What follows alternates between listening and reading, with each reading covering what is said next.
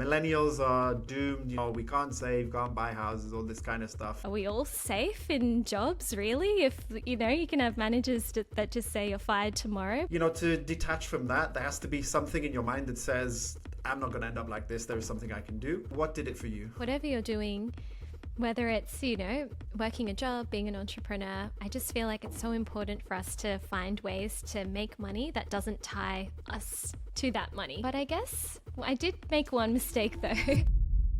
This episode contains discussion around handling one's personal finances and investing. The information shared in this podcast is for informative and educational purposes only and is not to be taken as financial advice. Remember that any investing or personal finance decisions that you take are your responsibility alone, and it's strongly advisable to do your own research before making any decisions and consult the opinion of a professional where applicable. Welcome to episode 22 of the Multinational Money Podcast.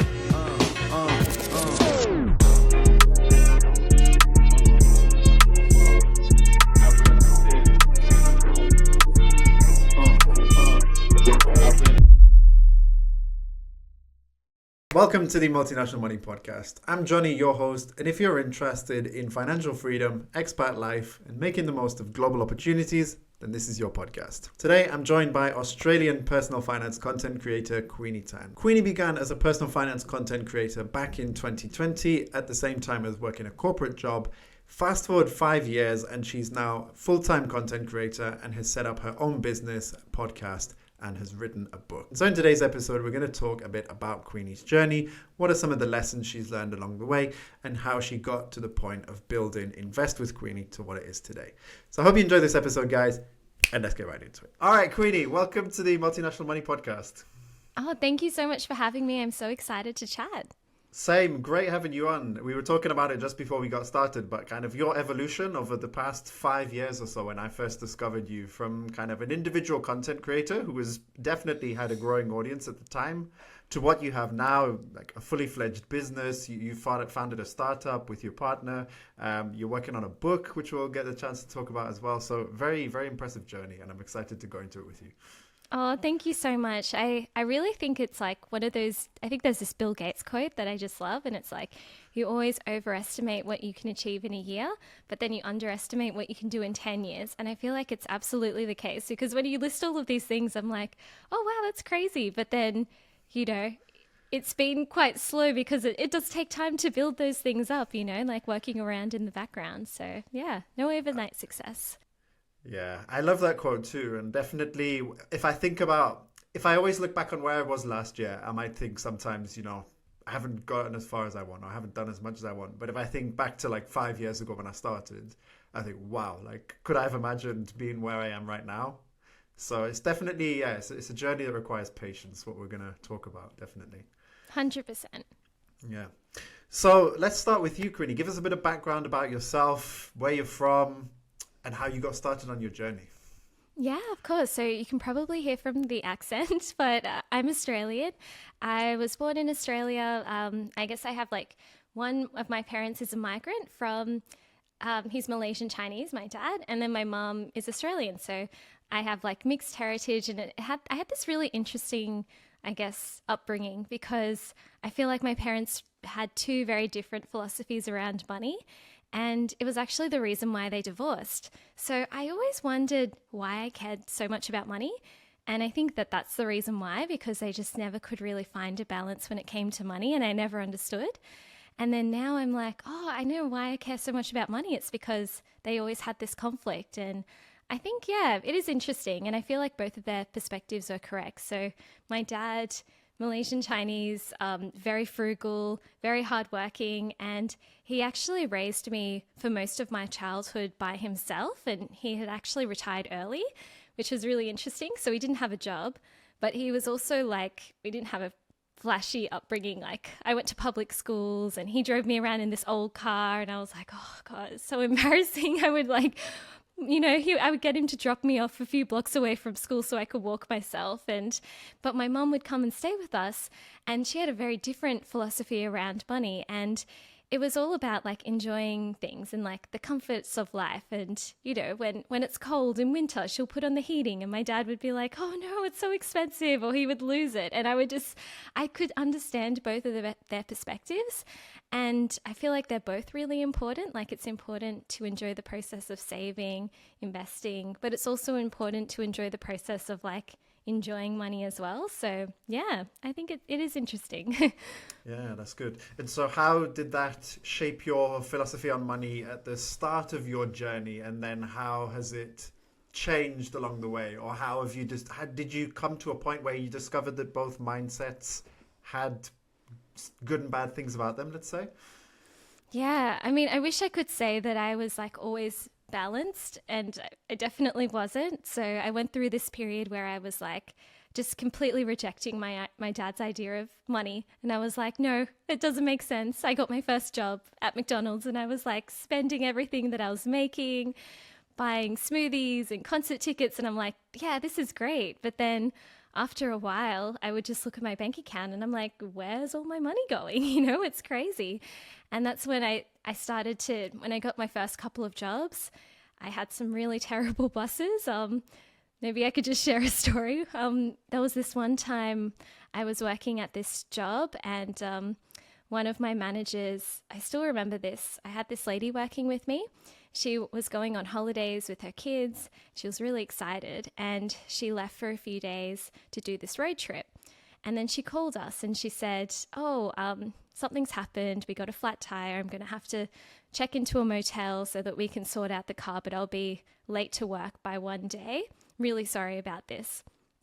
And she called us ahead and she told us and she apologized. And my boss was basically like, if you don't come here tomorrow, you're fired.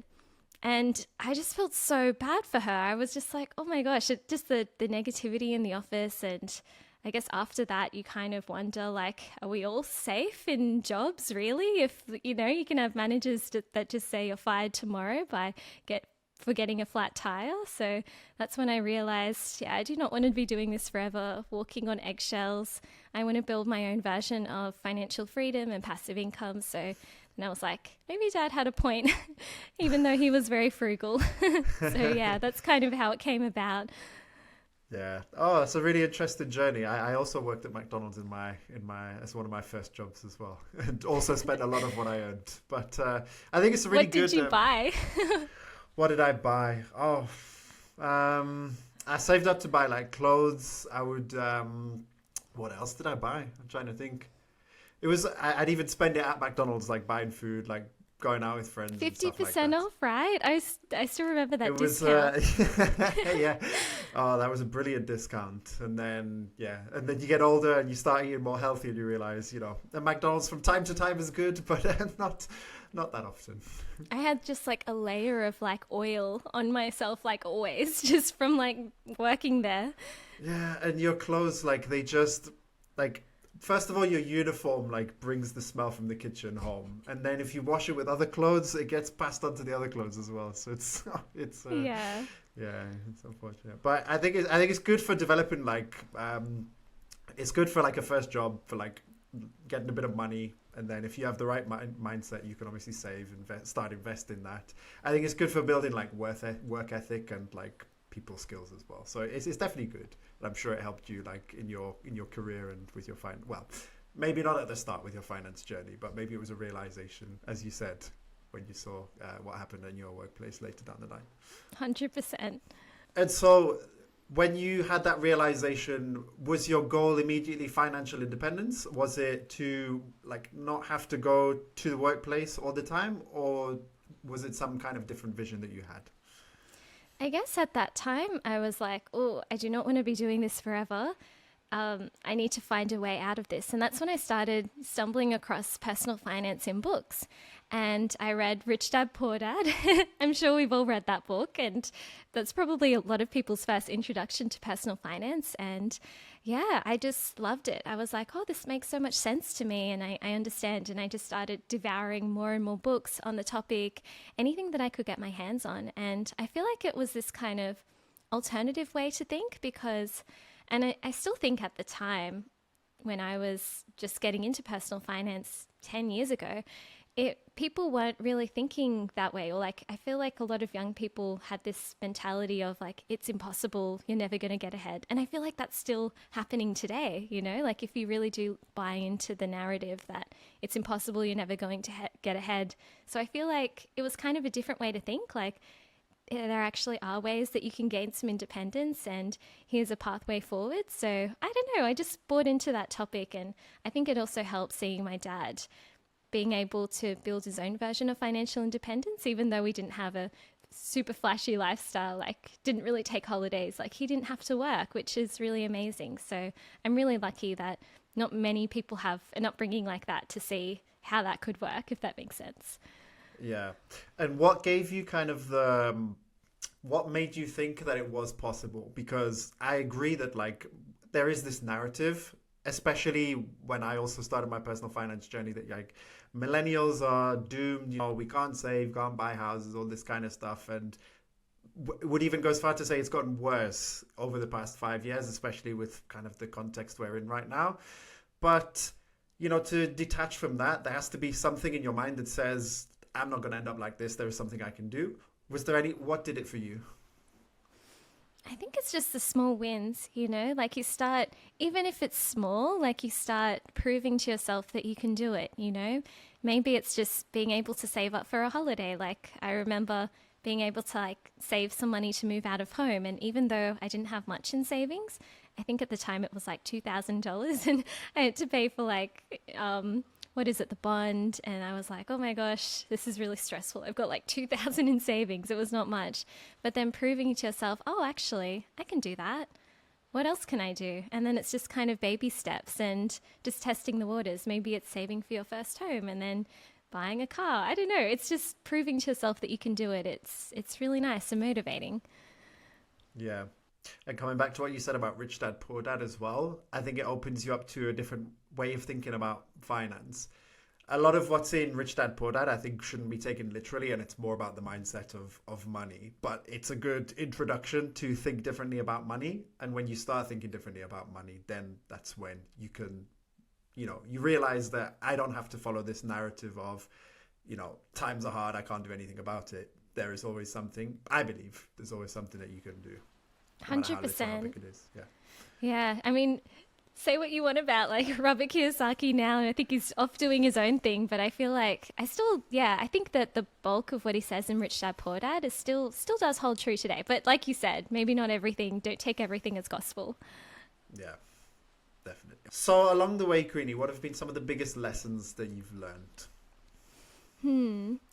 I would say that can be a bit of a humbling experience. I don't know about you, but I'm curious to hear about your first time investing, but I think that you'll learn a lot along the way, but the key is just to get started. So one of the early kind of mistakes that I made with investing was quite interesting. Initially, I feel like I made some pretty good investments. I was doing so much research and I was like, what do I invest in? So I had about $1,000 saved up that I wanted to invest. And I started researching, and everywhere I looked, they basically said, invest in ETFs. They're really good, like beginner options. So I was a bit confronted with the idea of investing in ETFs because I was like, oh, there are so many options. Which one do I choose? So instead I went with a robo-advisor, which is basically like they ask you a few questions about your personal situation and then they recommend a portfolio of ETFs. So I decided to do that instead. And after I kind of got the hang of that for a few years, I think I started to get a bit overconfident. And that's when I started to make my investing mistakes because I was like, all right, I'm like an investing genius, you know, like you start to make a bit of money and you're like, okay, how can I make more money? And that's when I started to research individual stocks. And, you know, at some point I was like researching Warren Buffett's investing method. And I was like, I'm going to be the next Warren Buffett. I'm going to be rich. And then I was like, and I think at one point I just made it really, really complicated. And I was like looking at different stocks and I had my watch list and I was like, oh no, I can't buy that share because it's too expensive and the management team. And I was looking at the CEO interviews. Anyway, I was doing way too much research And then I just made a really huge mistake, which was I just stopped investing for a few months because I was like over-analyzing everything. And I had a system that worked and it was great. But I think by over-researching, I kind of, stopped investing. So that was a bit of a mistake because I realized like by overcomplicating things, it's the best way to not do something. So then I just went back to my approach of investing in ETFs. I decided to pick my own ETFs, and I still do pick a few individual stocks, but it's not really the core of my portfolio. Most of it is ETFs and a tiny bit of crypto, a little bit of Bitcoin. And what about you? I'm curious to hear about your investing journey as well. Yeah. Well, first of all, that's a very brave admission that you made there, and kudos to you, because I'm sure a lot of people wouldn't do that, like say that they were quite overconfident when it comes to investing. My investing journey went in bits and pieces. There was no real logical order to it. So I'd always had the idea that when I got my first proper job, like I wanted to start investing. And my first investments were in dividend stocks. So not like a bad investment or anything like that, but not like the most straightforward to get started with. Granted, I come from a finance background, so reading like P&Ls, balance sheets, cash flow statements is something that I understand can do. And so it made it that bit easier. I ended up like still positive with all of those investments net, and I was bringing in dividends. But just the time investment that's required to, like you say, like to read a company reports, to understand what the priorities and strategy is over the long term, like analyzing the dividend yield and those financials. It takes a long time for you to then say at the end, you know, I'm not going to invest in this company. So, you know, and especially like with having started content creation about a year after that as well, like my free time was becoming more and more compressed. And I just thought to myself, investing is important. I've discovered these ETFs, index funds, like, you know, automate it and let it go on and just let it run, let it roll. Let's do it like that. So that's been pretty much my approach for 4-ish years now as well. ETFs. Oh, amazing. Yeah, similar. I love like automating it. It's just amazing, isn't it? Yeah, and it's honestly like some people might look at us finance content creators and think like we have super complex investing strategies or we have specialist knowledge. For some of us it might be the case, but honestly, just set it and forget it. Just forget about it. Yeah, exactly. And I feel like lots of people make mistakes, you know, like even the professional fund managers often fail to beat the market as well. So, yeah.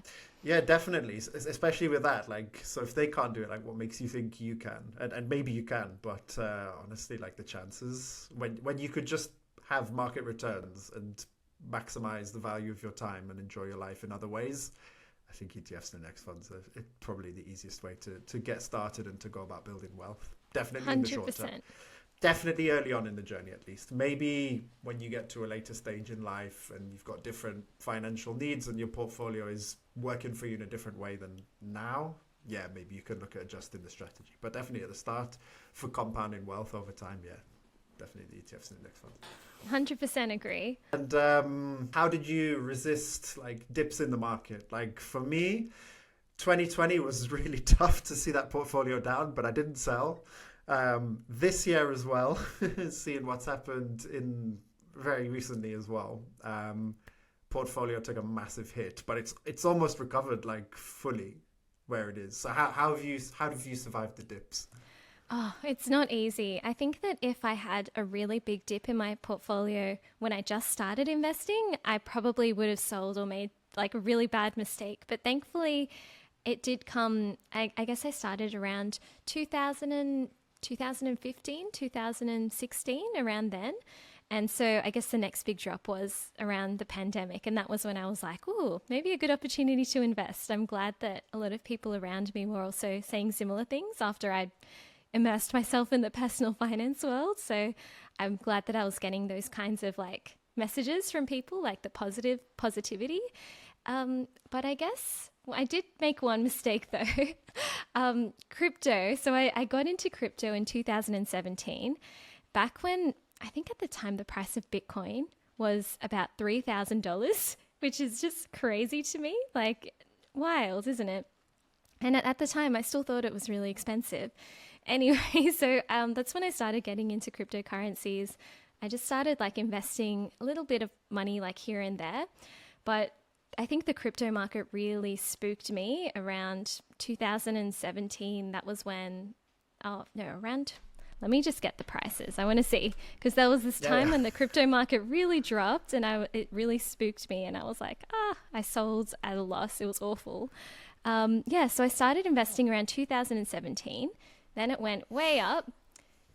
And then in about 2018, that's when it just came crashing down.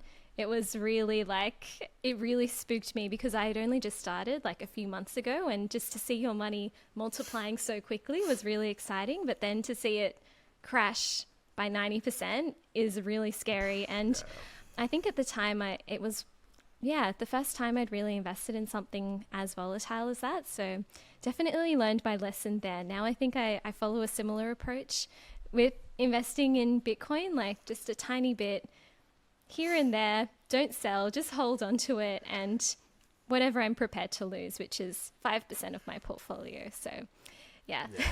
I was going to ask you, but then I remembered that you have already shared, I guess, how you feel about the volatility in the market. Well, I mean, talking specifically of cryptocurrency, I've talked about this in a couple of videos on my channel, where my take is basically, there's potential upside definitely on a range of cryptocurrencies, though I limit myself pretty much to Bitcoin and Ethereum. That said, it's still relatively speaking, it's early stage. Like how crypto will be used and leveraged in the future, like the use cases, there's theoretical use cases, but seeing them implemented, like Bitcoin, we're starting to see more and more wider adoption of it in, some innovative businesses and stuff like that. Ethereum, I guess maybe later down the line we'll see. So for me, that's why I keep it to like a relatively small percentage of total assets. So in that way, like I can get, the huge upsides if they come, but if everything goes to zero, like you say, like it's not gonna destroy my wealth building journey in that respect. Yeah, 100%. And I find having a little bit just kind of keeps my FOMO a bit at bay, because I do find that if I see something going up crazy, I'm like, I wish I had a piece of that. So having just a bit in my portfolio just makes me feel like happy knowing, okay, at least I have something. And like you mentioned, if it goes down, then at least it's not too much. Then I'm like, at least it's not too much of my portfolio. Yeah. But I think it's important to have that guideline before you start investing, because if you don't have it, you can quickly spiral out of control, like you said, get excited by the FOMO, and then before you know it, Bitcoin is like 50% of your portfolio, and market goes down and you're like, oh my god, what do I do now? Yeah, 100%, absolutely. So Queenie, you became a parent recently. Congratulations, first of all. And thank you. How has becoming a parent, or becoming parents with Pablo, changed the way you view finance and money, or has it consolidated some of the lessons and thoughts that you had on your individual wealth building journey, let's say? I think it's definitely changed a lot. I feel like just as a person, like it really does change you in ways that I never thought it would, I've always been a little bit oblivious, a little bit off with the fairies, not really concentrating, but now I feel like I'm a lot more alert, and I'm like looking out for danger everywhere. I don't know. I think maybe it's just like parental instincts kick in and you're like, ooh, I feel that a little bit more, which is quite nice. And I think also just, I guess I've really realized that I'm so lucky to have found a career that I really enjoy and doing work that I enjoy.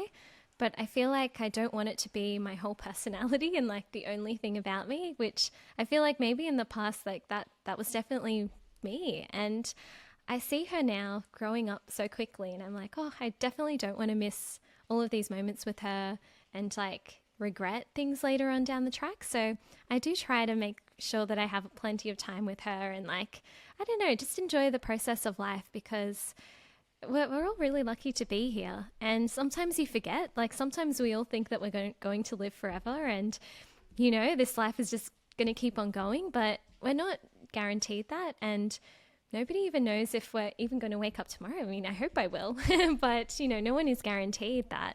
So I feel like it's a really nice reminder, actually. I think it's kind of a scary reminder because seeing her grow up so quickly is like just kind of that showing how fast time moves. But then at the same time, it's kind of nice because it makes you appreciate the time you have, if that makes sense. Yeah, definitely. Yeah. From a practical aspect, have your financial priorities changed at all since becoming a parent? Yeah, I think that what I would like to do more of is build more financial independence in my own life. So I'm lucky that I work full time on my business and my partner works full time on it. So we do have a lot of flexibility on our schedule, which was something we didn't really have before. So 5 years ago, I was working a corporate job and didn't really have much flexibility, and this was a side hustle. Whereas now I feel like I do have more control over my routine, but it still kind of requires me to work. And if I don't work, I don't make money. And I do have some passive income sources, but they would dry up pretty quickly if I just completely stopped working. So I do feel like I would like to have a bit more passive income and a bit more freedom in my life. So if I do want to take a few months off or, you know, cut down my work, then I can without feeling guilty. But yeah, I'm curious, what about you?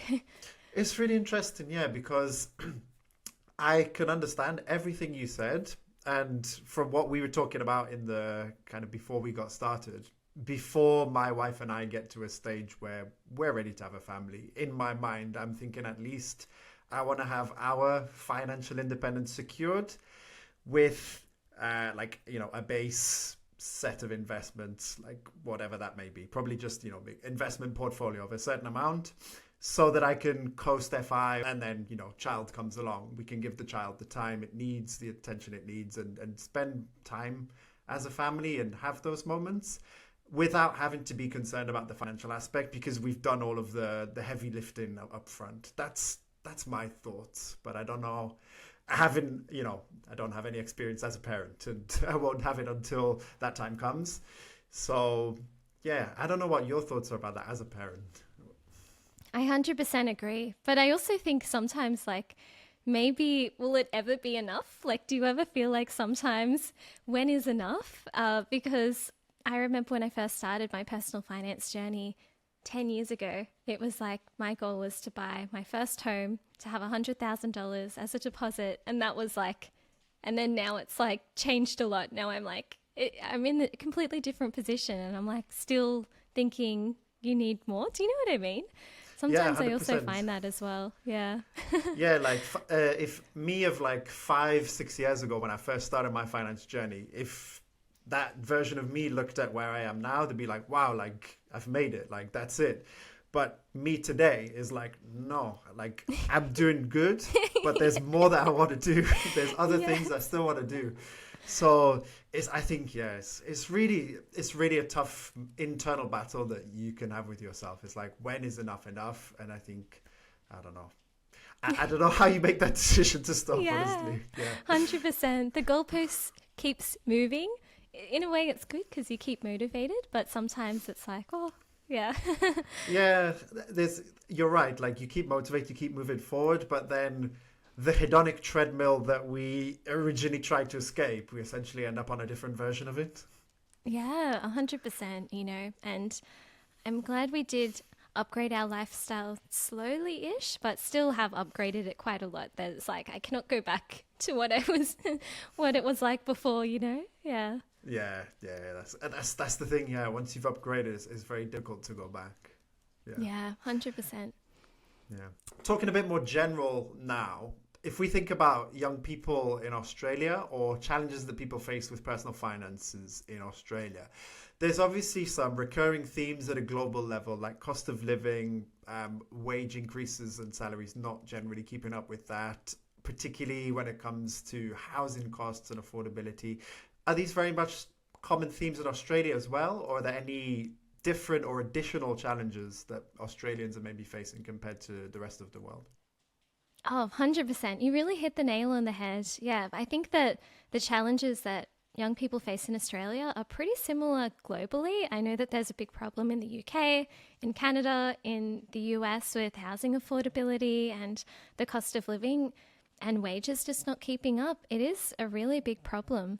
And I would just I think what I would say to any young people listening is it's definitely more difficult, like you are not imagining it. The stats don't lie. It is a lot more difficult for young people to get ahead. Wages just haven't kept up with the cost of things moving and house prices. So it's not your fault. It absolutely is harder. But I also feel like if we just wait for somebody else to step in, the government or some sort of thing to save us, we can't really count on it. And we don't know when that will come, if it ever comes. So I also think that while it is important to be kind to yourself, this isn't your fault. It's also important to try and take your own future in your hands and see what you can do to keep moving forward. Because like we mentioned on this podcast, you might be, in this position now, but 5 years from now, you could be in a completely different position. And yeah, I really do think that you absolutely do have the power. It is hard, but there are a lot more things working in our favor these days as well, like just the internet, AI. There's so much cool technology and cool opportunities. I'm sure in 30 years from now, we'll probably be looking back at this moment and thinking like, oh, why didn't I see that coming? Or why didn't I do that? Yeah, like we always do. Yeah. I like the way you said the message as well. You said it in a very empowering way. I've said the same message, but maybe in a more direct manner on my channel in the past, but I like the way you put it across to people as well. Like it is important to take control of your situation and realize, like you said, like no, in the most direct way, like no one is coming to save you, but yeah, you can change your situation if you want to. It might not be comfortable, it might take a while, but it is possible. Absolutely. It might not happen next year, but in 5 years, 10 years, it definitely will, That's it, yeah. When we think specifically about investing, like the small contributions that you make at the start, it's like you look at it and you might think, this is nothing, like it's really not that much. But if you look like 5-10 years down the line, you think, wow, like look what my investments have done for me. That's when you start to realize, like, yeah, this is the long game that we're playing here. We're not trying to get rich quick. We're really trying to secure our future and make change. Absolutely. There's this interesting, Charlie Munger has this great quote, the first 100,000 is the hardest. And when you actually look and break it down, if you invested $100 a week with an 8% return, it would actually, to get to your first 100,000 from zero, it would actually take you a third of the time. And then 2/3 to get to $1 million. So once you've reached your first 100,000, you're already 1/3 of the way to $1 million, which is crazy. Yeah. You nicely paraphrased his quotes, I believe it's. It's not safe for work. The way you said it. Yeah. I don't want to get you flagged. That's all right. Yeah, it's a clean podcast. So it's all good. It's so good. Yeah. All right, and maybe to bring this part of the podcast to a close, Queenie. Like when it comes to personal finance investing, what are the top tips? I mean, you've shared a lot already, kind of in what we've talked about. But if you were to summarize it and give your top tips to people to take control of their personal finances, to improve their situation, what would be the top things that you'd say? I would say, if you haven't already, just start seeing where your money's actually going. How much is coming in, how much is going out, and where is it going? And also, if those things that you've been spending money on, do they align with your values? And if they don't, maybe look at ways to redirect those. And I guess one thing that I've realized is it's really important to have a balance in your budget, a balance between savings and investments, your fundamental expenses like rent, mortgage, those sorts of things that you need to live, but also spend money on fun things that make you happy, things that you enjoy, because I don't know, it depends on where you sit on the spectrum. I know for sure sometimes I was too much of a saver and sometimes I was too much spending on the fun stuff, and I feel like it's just really lovely when you have a really nice harmony in your budget and you can enjoy life but still know that you're setting yourself up for the future. Yeah, that's a great tip, and it's something that I honestly really struggled with and still somewhat struggle with today, like giving myself permission to have fun and spend money on fun. Actually, since my wife and I got married, it's kind of become a bit easier because since we now have a joint finances, like we have kind of a fun budget each, and Yay! we have dedicated money that is for us to have fun and spend with. So yeah, in doing so, like because before I'd be like, okay, I don't need anything. There's nothing I want to have fun on this month. I'm going to invest it all. And then sometimes I'd spend like, yeah, big money knowing that, it's all evening out in the end. But yeah, there'd be times when I'd just go months or I'd look back on the year and I'd think like, have I done much fun stuff this year? Could I have done more fun stuff? But now there's no real excuse because we've got that laid out in our budget, and it's like permission to spend it guilt-free. Oh, I'm so glad. And what are you spending it on? Now go-kart racing because I recently that's so started cool. that. Yeah, but that's an expensive. Even just rental go-karting is quite expensive to get started. So that fund budget is pretty much all used up now. Oh, But that's it's amazing, fun, though. so it's good. Yeah. That's good. It's so amazing to try new hobbies, especially as an adult. Like it changes your brain. Like it makes you feel happy and try new things. It does, yeah. It's really fun, and it's also comforting to see that there are still people my age like doing it, and people older as well. So I don't feel completely out of place when there's like 16, 18-year-olds like racing around and beating us all. Oh, I love it. Yeah, I mean, you have to be prepared to be a beginner, and that's the Yeah. hardest part, right? It is, yeah. Especially like someone for myself who comes from a competitive sporting background and was brought up like competing in fairly competitive level basketball, to like go to try something new, to try a different sport. You've always got that like competitive mentality and desire to be a perfectionist in some respect. But like I've also, as I've grown up, we're going off on a bit of a tangent, but it's okay. Like I've come to appreciate and just enjoy like the sports that I do as well. And the competitive aspect is good, but it's also about the enjoyment. So I have that balance now settled. Oh, that's so good. Yeah, it's so important. It's nice to be competitive, but yeah, we don't want it to come, at the expense of enjoying the moment too. Like, imagine if you're not having fun with your fun go-karting anymore. You're competing so much. Yeah. Yelling at the kids like, Yeah. Oh my God. Yeah. Fortunately, there are rules in place to minimize that. But, all right. Anyway, so we'll move on to the next part of the podcast now, Queenie, which is more about the process of starting and building Invest with Queenie. So I understand. So from what we've talked about and from what I understood before, so you were working kind of in the corporate world. Invest with Queenie was a side hustle, and then today it's grown exponentially, and you've got a whole load of different ventures. So what was the beginning for you of Invest with Queenie?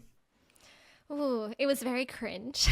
Can I just say that? It was started during the pandemic. So I realized I did not have any more excuse to put off starting to create content on social media, which is something I've always wanted to do in the back of my mind, but I always found some sort of excuse. So I was like, okay, I really don't have an excuse anymore. I can't go out, can't see my friends, have to do something with my time. So I decided to just post some videos. They were really, really bad. They were really bad, Johnny. They were terrible. I still remember one. I had the laundry basket flipped upside down, and I had like basically a drinking glass, and then I propped up my phone on top of the laundry basket and the drinking glass, and that was my tripod. I was like, okay, this is good. And then it was near the window. I was like, okay, good lighting here. And then I did buy a microphone, but it had like a really short cord. So my phone had the microphone coming out, and I had to stay really close to the camera. So that was the first YouTube video, and I was like very awkward, and I was sweating so much. I was like, oh my gosh, I'm so glad people cannot smell me through the video. That's a good thing. And I was so nervous, and nobody watched the video. I posted it. It got like maybe 5 views, and I was like, oh, this is really disheartening. So then I published it to my Facebook, And it got a few more views because, my friends would see it. But then it was even worse because there was this guy that I knew in real life, and he started commenting on my videos, and he was basically like criticizing me and like the points I was making. And I was like, oh, that didn't go very well, did it? And so it was basically a few months of that. Thankfully, I didn't give up and let it discourage me, although I feel like some days I was definitely close. And I think eventually just started to make tweaks to the content, started to upgrade equipment, and eventually got to my first 1,000 subscribers on YouTube. And I started to diversify on different platforms like TikTok and Instagram, which was actually a really good idea because TikTok was blowing up at the time. And yeah, it kind of grew from there, like slowly but surely. I think the message I started to get the content a bit more correct, and, my vision started actually coming to life slowly, because I think at the beginning you have this vision and then you put the video together and the content together and you're like, that was not what I was thinking, but okay, let's go with it. I don't know about you. What was it like starting for you? The exact same. The concept of millennials with money already existed when the pandemic kicked off, because I'd started a blog. And for me, it was about what we talked about in the previous part of the podcast, basically, like giving people the hope that, you can change your personal financial situation. Like, here's what I'm doing. Here's how it might help you, kind of thing. So I started the blog. I was living in France at the time. Then I was in kind of a transition period professionally, so ended up going back to the UK briefly and then moving to Spain. So it went on hold completely.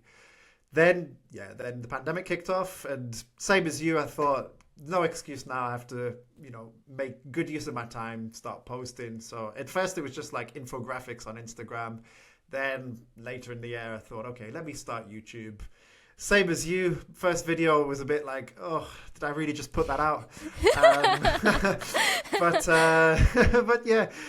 But yeah, and then as time went on, because obviously this started as like a personal finance, pure personal finance channel, but then as time's gone on, it's evolved into kind of a travel, move abroad, global expat kind of channel as well. So you find your way along the journey, like you say, and you make the adjustments and tweaks, and then here we are today, basically. Absolutely. It never starts out perfect. Yeah. And this is the big question I wanted to ask you, is what made you feel ready to go full-time with Invest with Queenie? So this wasn't my first side hustle or business. I had started many businesses, maybe about 7, the most random businesses. So one of them was selling kitchen gadgets, basically drop shipping them from Alibaba or AliExpress, and then drop shipping them out to customers. So random things like salad bowl cutters, things like that. And these side hustles would make a bit of money. But I think what I realized was they never really went anywhere. And I think the reason why was because I always kind of started them just to make a bit of money. Like it was more like a gimmick, like, okay, I think I can make some money selling some kitchen gadgets, and at some point I did like a false eyelashes business, and that was more like, I'm going to make some money. And I think this was the first business that I really started because I really cared and I was really passionate about it. And I think also seeing that it got traction, even though it wasn't crazy traction, but a bit of traction quite early. So after 6 months of, posting content, I felt like it was actually going somewhere, and it was going somewhere a lot faster than the other businesses were. And after about 1.5 years, 2 years, I started to make actual decent money. So initially it was just no money at all for the first year or two, no money at all, spending a lot of money and not making very much. But then I remember after the second year, I consistently started making like a few thousand every month. So around $3,000 a month. And I was like, that's actually pretty decent income. It wasn't enough to replace my salary, but I was grateful because Pablo and I, we were living quite frugally anyway. We had quite a lot of savings and investments, and we were kind of like, maybe we can take this risk. We have some savings. If it doesn't work, I can just find another job. Like, what's really the worst thing that can happen here? So I started to cut back at my full-time job. So initially I was full-time, then I took a day off, and I was part-time, and then took another day off, and then went full-time on it. And it was definitely hard at the beginning because I went from earning really good salary, like 6-figure, high salary, very comfortable job, very easy, to like making 3,000 a month, and like, you know, it was, and also putting my heart and soul out there, and like still not making very much money for all the effort. But I think eventually, because I didn't really have a choice, it started to pick up, because I think also because I didn't really have a choice. I didn't have a backup plan. I let go of my other job. So I was like, I really do have to make this work now. And somehow it worked out. I'm really lucky and grateful. I never thought I'd be in this position today. It was funny. I think we were talking about the hedonic treadmill before, or like not knowing when's enough. I was looking at one of my previous videos from back when I just left my job, and the script said like, my goal is to make 10,000 a month, and like I will be so happy. That is like end game for me, 10,000 a month. And now I'm like, what? Really? I'm like, it's crazy. It's like I'm reading those words. I wrote that, but it doesn't feel like, you know what I mean? Like now it's like my goals are different, and it's interesting. You know, you don't appreciate sometimes like when you've stepped into that goal that you've been working hard for all along. So yeah, I'm trying to enjoy the journey and to like remind myself, like at one point this was like a dream for me, and yeah, I feel very lucky. Yeah, that's awesome. Yeah. But did you feel you had the confidence because of the money that was coming in from your side hustle to be able to cut back? So you made it like a gradual transition essentially. Yeah, it was basically a gradual transition, and yeah, I think it definitely also helped talking to other people, other content creators, seeing what people charge, because similar to salary negotiations, if you don't know how much other people are earning in their jobs, or you have no idea, it can be really difficult to know if you're actually being paid fairly. So I think also talking with other people really helps me get more confidence and negotiate better or find other ways to monetize my content. So yeah, other people have been amazing in this industry. Ah, nice. That's great. And so as part of that journey, obviously it started as Invest with Queenie, but today, you know, you've got your content creation business, but you've also got Bilru, which you co-founded with Pablo, and you've got your book, which is coming out. So how did you get to this point where you had those, had the business for Bilru and get to the point of writing a book from simply just being content creation? And you've got the podcast as well, obviously, with Pablo as well, I should mention too. Oh, yeah, it's okay. We don't really work on the podcast as much because we just had so many things going on. So yeah, it's mainly those focuses. I guess it's always been, I think sometimes I'm not sure if you've heard of shiny object syndrome, but I definitely have shiny object syndrome. I always like, next thing pops up, I'm like, oh, I want to do that. And I feel kind of grateful that at least it's still within the business that I can kind of like try out new things and like test them and still feel a bit kind of creative, because I find like anything, like if you work in a job, even a job that you love, for like a long enough period of time, like you're going to get a bit bored, you know? And I've been working on this business for 5 years now. It doesn't feel that long, but sometimes just doing the same thing over and over again, it does get a little bit boring. So I find that trying to start something new, doing something that you haven't done before, it's fun, and it's I don't know, it keeps the journey exciting. I don't know about you. Do you have shiny object syndrome, or can you relate? Somewhat, yeah. So for me, if I see everybody is doing something, like, I don't know, recently, let's take the example of, you know, YouTube thumbnails and titles were done a certain way. And then very recently, probably with the, you know, end of last year, early this year, like titles take a slightly different format, thumbnails take a slightly different format as well than what they would have done in the past, and that worked. So I start looking into it and trying to understand it before I do something. I'm somebody who, before I can get into something and get fully behind something, I'm not the kind of person that will just launch in head first without the research. I'm like a planner. I'm very careful and think about things carefully. So I try and do my research before I do something. That's not to say that I won't end up not doing that thing. But I definitely keep things on my radar. Let's put it that way. Yeah, for sure. That's really interesting. Yeah, thumbnails are interesting. And it's interesting that you study them too. Yeah, because I mean, I've now got Millennials Money to a point where, my brother-in-law is the one doing video editing and thumbnails for me. So it frees up a lot of my time. I can focus on other things.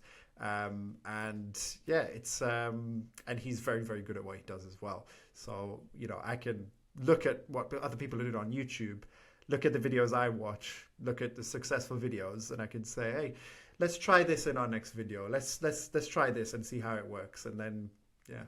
Yeah, it's fun, isn't it? It's fun kind of like tinkering away at things and like, Exactly. it's interesting. Yeah. Yeah, I almost work on this like the Kaizen philosophy. It's like 1% better each time. So I always try and think like, is there something I can do better that makes me that 1% better? 100%, and it's crazy. Like just those small wins when you compound them, like it's just like compound interest essentially, but with your business. It's amazing. 100%. Yeah. And, this is not on the script, but I'm going to ask you it anyways. We talked about, obviously, the personal finance aspect of building wealth. I had this debate with another podcast guest, Laura Ann Moore.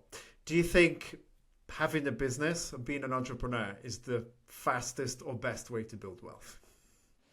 I think it's definitely one of the best ways to build wealth, honestly. I don't think it's the only way, though. I think it's interesting because being a content creator talking about money, I feel like I have like quite open conversations with my friends about money, and it's pretty interesting hearing about them, what they do for work and how they earn money. It's pretty amazing. And I've realized that there are some really amazing job opportunities out there that maybe a lot of people don't know about because maybe it's also a bit taboo to talk to your friends about money. For example, one of my friends works in sales and she's a really good salesperson. She's high up in her company. She's a team lead, but not like, I guess, like CEO level kind of salesperson. But she's making like a few hundred of thousands like every single year consistently, just with bonuses and things like that. Like her base isn't that high, but because she gets bonuses, like she's making really, really good money. And her partner as well. I'm like, that's amazing. I never would have thought that sales roles can pay that much. And yeah, it's interesting. That being said, though, being an entrepreneur, I think is amazing. I feel very lucky to be able to pick my own schedule, but I don't think that it is for everyone. Like maybe not everyone has like an idea that they just want to run with, or maybe not everyone really wants to run their own business. But I do feel like it is a good way to build wealth if you are inclined to do that kind of thing. But yeah, I'm curious to hear from you. What do you think about it? I agree fully with you. Like, is it one of the best ways to build wealth? I would say yes. Is it for everybody? Definitely not. Like, to be able to do your own thing, like there's people who are good at a certain skill and they can do that skill really well. But if you ask that person to be an entrepreneur, like you need a whole load of other skills across the board as well as that one skill. Like, and not everybody has that. Not everybody has the confidence or the resilience and drive that's needed to build a business as well. So, and that's not to like speak negatively in that respect or anything. It's just the way it is. Like some people will build wealth much easier and in a much better way, like not going down the entrepreneurship route. Whereas some people, like, they're naturally very innovative, creative people, and they've got a specific skill and they can go down that route. And there's people as well who've got everything that's required to be an entrepreneur, but don't have necessarily a niche or a skill or something that they can leverage. So that could also be a reason why entrepreneurship is not for everyone. Absolutely. And I also feel like at the same time, though, even though entrepreneurship isn't for everybody, I would still say that it is really important to make passive income and to not have to trade your time for money, because like we mentioned earlier, like even if it is a little bit of money that you're making from investments or making passively, it's still money that you don't have to work for. So I feel like whatever you're doing, whether it's, working a job, being an entrepreneur, I just feel like it's so important for us to find ways to make money that doesn't tie us to that money, you know, like it doesn't require our effort or trading our time for money. Yeah, definitely. And even outside of the financial aspect, like having that passive income or that, emergency fund and your investments working for you, it just gives you a much greater sense of mental peace of mind at work as well. You could go about, you could do your job without having to worry about tiptoeing around things. You can just get on with it. And, God forbid the worst comes to worst and, that job's no longer there. You're okay for a bit. Exactly. So what is something that you're most proud of on your journey with creating Invest with Queenie, Bill Rue, and now writing the book and having the podcast? Oh, thank you. That's a really sweet question. Let me think. Something that I'm most proud of. Well, I did this budgeting workshop. So this was a year ago when we were just working on the tool. So it had just launched. We had this kind of small group of people in our office, and we just wanted to see how people would use the tool and if there were any problems with it, just get like actual people using it.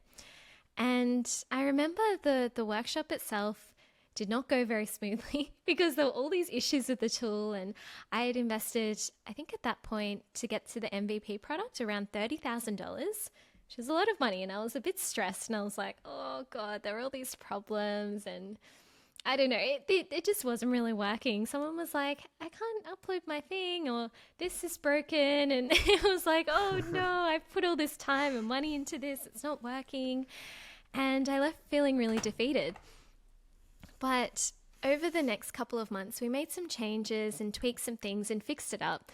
And it had gone into like a really good point where I feel like it was working quite well. Like we still have people giving us feedback, but nothing crazy anymore. Like no big like issues with it like we had initially in that workshop. Anyway, one day I just get a message on my phone, and it was this lady that attended the budgeting workshop from like a year ago. And she just sent me a message to our little group chat. It was like a few women in the workshop. We created like a little group chat. And she sent the message in there, and she basically said that since that day and that workshop, she's been using the tool ever since. And she has, within a year, she's managed to pay off her student loans completely and also buy her first home.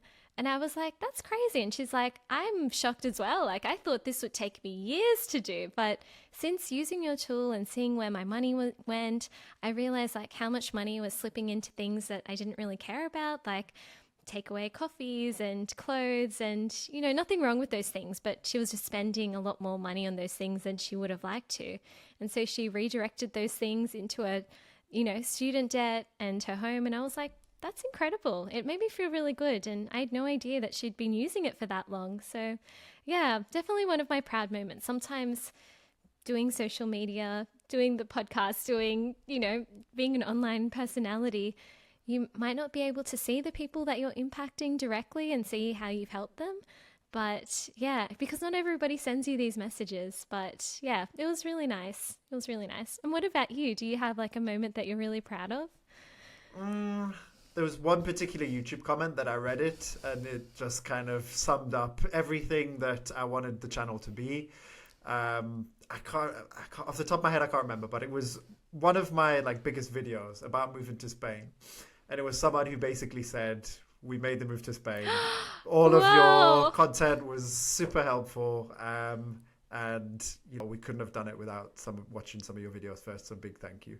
So for me, I was just reading it and I was like, yeah, like after seeing my videos, I was like, oh, wow, that's awesome. I couldn't believe it. So to wrap this up, Queenie, is there any final thoughts or comments that you want to share before we finish? Maybe this is a good chance for us to talk about your book, which is coming out. Oh yeah, it's so exciting. My first book. I really wanted to think a lot about what kind of book I wanted to create, because there are obviously a lot of books out there. And, it takes resources, like they cut down trees to make books. And I wanted it to be something that's meaningful and not just like putting something out there just for the sake of it. So I had the idea one day over dinner, actually, with my dad. He came over for dinner and we were just talking about, I guess, like little projects that we had going on in our life. He was talking about how he was like his front yard was a bit of a mess with like weeds everywhere. And he was like, I'm looking for a landscaper to help me, make the front yard really nice. And I contacted 3 people and I found this really good place and they're very affordable and it was within my budget. And I'm like, that's awesome, Dad. And I was telling him, baby Gia, my daughter, I've set up an investment account for her. I'm starting to invest every year on her birthday. It's going to be great. And we were just talking like back and forth. We were so excited. And it just made me realize in that moment that like the way that I talk to my dad about money is the way that some people might talk to their dads about sport. And like we have that same like kind of like, oh my gosh, how exciting. Or I found this cool way to save $5 and we're like, oh, amazing, and I realized like that's where I get it from. And I feel like that if you kind of approach money with that playful kind of fun, creative mindset, you can enjoy building wealth and you'll be more likely to build wealth as well. Because when you think about it, people that are really good at, say, swimming, they love swimming. They just like, they find it easy. They find it enjoyable. Like you with go-karting, like you enjoy it. Whereas like if you take somebody that hates go-karting and you put them in a go-kart and you're like, go-karting, go fast. And they're like, I hate this. They're not going to be very good at it. So I find that if you want to be good at building wealth, like you have to enjoy it and you have to find a way to make it enjoyable. And there are ways to do it that kind of like make it fun and addicting in the best way. So yeah, that's what the book is about essentially. It's how to make the wealth building journey fun. And also at the same time, if you have another problem, which is like you don't enjoy spending money on yourself, which I've definitely had this problem sometimes. It's also a book to help you kind of like find ways that you can spend money on things that you really enjoy and not feel like it's a waste of money. So yeah, it's for 2 people basically. Okay. Nice. What a great way to summarize everything and to bring everything to a close. And we'll put the link for your book because by the time this episode comes out, it will be around about that time when your book is available. So we'll put that in the link for the viewers as well. Oh, so thank Queenie, you so much. yes, thank you so much for your time. We've got one more question for you, which is always a fun question that we end on. And it's, I wanted to talk with you about your favorite travels around the world, because most recently on Instagram, I saw you've done a lot of traveling on Emirates as well, which looks incredible. I've flown Emirates, but only in economy. But the business experience looks fantastic. So tell us about your favorite places that you've visited. Oh, it's hard. There are so many amazing places, and I really do feel like going to new places, it just makes me appreciate like every different country and culture. Like they're all so different and so amazing. Like I feel like there's no right or wrong way to do things. Like everyone's got their own thing going on and it's amazing. One of my favorites recently has been Vietnam. Vietnam was really nice. So I went there in February and it was my first time. I went there to basically this place called Hoi An. I got some like clothes made there, very affordable. You can make suits and dresses and they have like the best tailors in the world. And yeah, the food was amazing. It was very affordable. It was a really beautiful place to go. I felt very safe. Yeah, and the coffee, don't get me started on the coffee. It's so good. They have Vietnamese coffee. It has like kind of the drip filter and then in the condensed milk, but they don't just have that coffee. They have other types of coffee like coconut coffee, salt coffee, egg coffee, and they're all amazing. So I highly recommend Vietnam if you're looking for somewhere that's like really, really beautiful with amazing food, but also super affordable. So yeah, that was really good. What about you? What's your favorite place so far? Whoa. It would be so controversial of me to say anything other than Spain, but to not say Spain, Cyprus is definitely up there as one of my favorite places I've visited. And then in the Middle East, like the UAE is fantastic, and Qatar is also really, really a place that's positively surprised me as well from visiting there. So those are my top destinations. I'm yet to visit Southeast Asia, but definitely places like Singapore, Malaysia, Indonesia on my list as well. So I hope to visit there at some point too.